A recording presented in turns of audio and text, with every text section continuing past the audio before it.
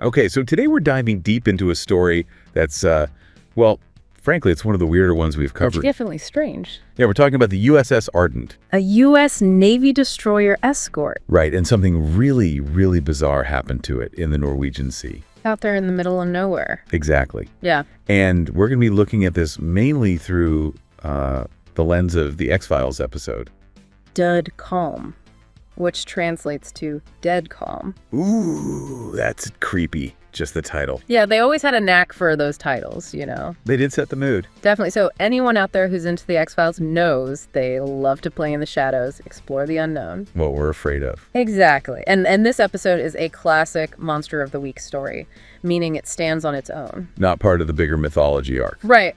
But it still captures what made the show so great, you know, that blend of a truly impossible event with a search for answers. And this one's a doozy, an impossible event. I mean, we're like young sailors aging decades in a matter of days. Like rapidly accelerated aging. It's a bit of a nightmare scenario, isn't it?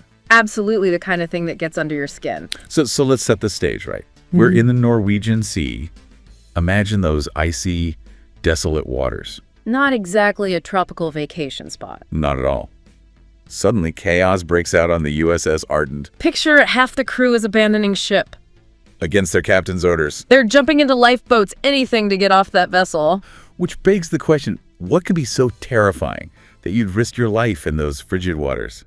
I mean, mutiny is a serious matter. It speaks to some deep primal fear, doesn't it? Yeah, it really does. And the mystery gets even weirder just 18 hours later. When a Canadian fishing vessel stumbles upon the survivors. It's still adrift out there. And these are young men in their prime, or they should be, but they look like they've aged decades. Decades in 18 hours. Imagine seeing that. It's like something out of a horror movie. It defies everything we know about biology and the human body. And that's where our intrepid FBI agents Mulder and Scully enter the picture. For folks who haven't seen the X-Files, Mulder is the believer, the one who always sees the paranormal possibility. He's drawn to the unexplained, the fringe science.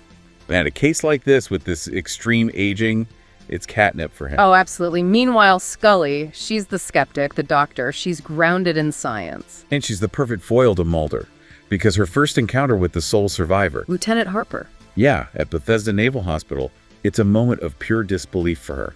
Here's this trained physician confronted with something that shatters her understanding of how the body works. And this clash between the impossible and the rational, that's the heart of the X-Files right there. It's what keeps us hooked, the constant push and pull between those two perspectives. And naturally, Mulder, he starts digging into all sorts of intriguing possibilities. He can't resist a good conspiracy. He zeroes in on the 65th parallel, where the Ardent met its fate. Points out that it's had a history of strange disappearances, like a mini Bermuda Triangle up north.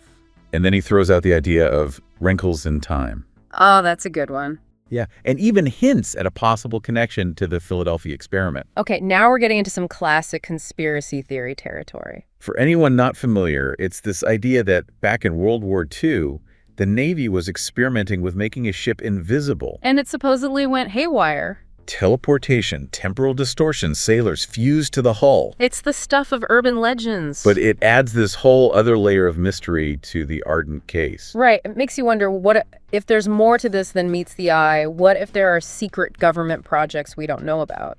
So Mulder and Scully, they head to Norway. Land of fjords and Vikings. To investigate. And they end up enlisting the help of a local trawler captain. Henry Trondheim. A grizzled guy who's willing to take them out to the Ardent's last known position. For a price, of course. Naturally. But even he and the other local sailors, they're uneasy about it. Like they know something bad happened out there. And when they finally reach the Ardent, the sight of it is just chilling. Here's this relatively new warship built in 1991. But it looks like it's been rotting away for decades. Covered in rust and decay, like time has accelerated around it. And inside it's even worse. It's like a ghost ship. They find the mummified remains of the crew. It's a grim discovery. Yeah, it suggests whatever happened was sudden and devastating. And then they find the Captain Barclay still alive, but incredibly aged. Like he's 100 years old. And he's barely coherent, but he manages to mutter something about a glowing light and how time got lost. It's like a cryptic clue, but it's hard to make sense of it. It's frustrating, isn't it? You want answers, but the witness is unreliable. And just when they think they might be getting somewhere, things take a dangerous turn. Trondheim's boat gets stolen, and his first mate is murdered. Suddenly, there's a real human threat added to the mix, And then they encounter this Norwegian whaler, Olafsson. who's somehow immune to the rapid aging. He becomes the key to the whole puzzle. And there's this immediate tension between him and Trondheim. Like they have a history. Right, and then the unthinkable happens. Mulder, Scully, and Trondheim, they start aging rapidly, too, So now it's not just an investigation, it's a fight for survival. with the clock ticking.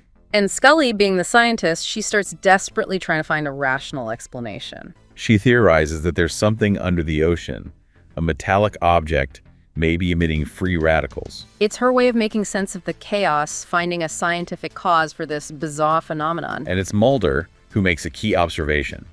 He notices that the sewage pipe on the ship isn't corroded. Which is strange, everything else is falling apart. And that leads them to a horrifying realization. The potable water supply was contaminated.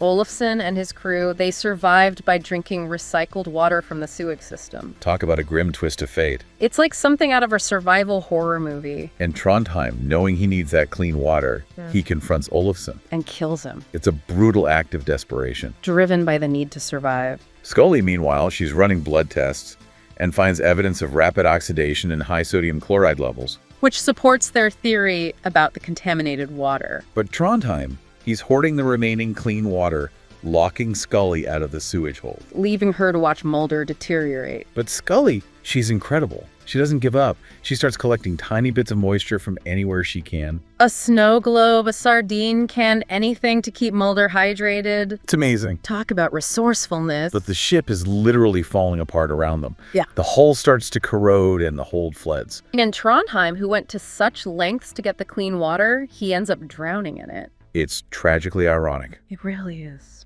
Mulder and Scully, they eventually lose consciousness just as the Navy arrives to rescue them. It's a close call.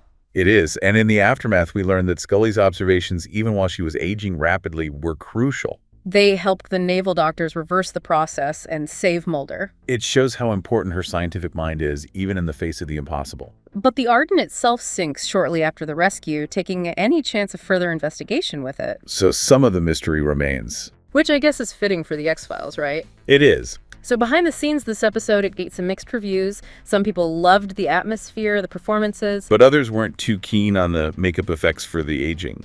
It's a tough thing to pull off convincingly. It is. But despite that, it was a popular episode. Over 10 million households tuned in. Shows you the power of a good mystery. Yeah, and that title, Død Kalm, Yeah. it's so evocative. Eerie. Yeah, it fits the whole mood of the episode perfectly. And you can't ignore those Philadelphia experiment vibes. It plays into our fears of government secrets and the unintended consequences of technology. Exactly. And speaking of behind the scenes, they actually used a real decommissioned Canadian destroyer for the filming. The HLCS Mackenzie. It had been in other X-Files episodes too, but this one was apparently a really tough shoot. Cold, cramped conditions, hours in the makeup chair. The director even called it the episode from hell.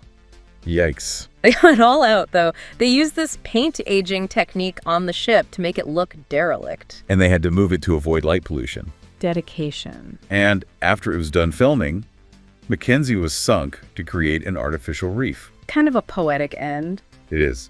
And there's even a subtle nod to Norse mythology in the episode. Scully mentions Ragnarok, the apocalypse. Which ties into the setting and the fate of the Ardent. It adds another layer of depth to the story.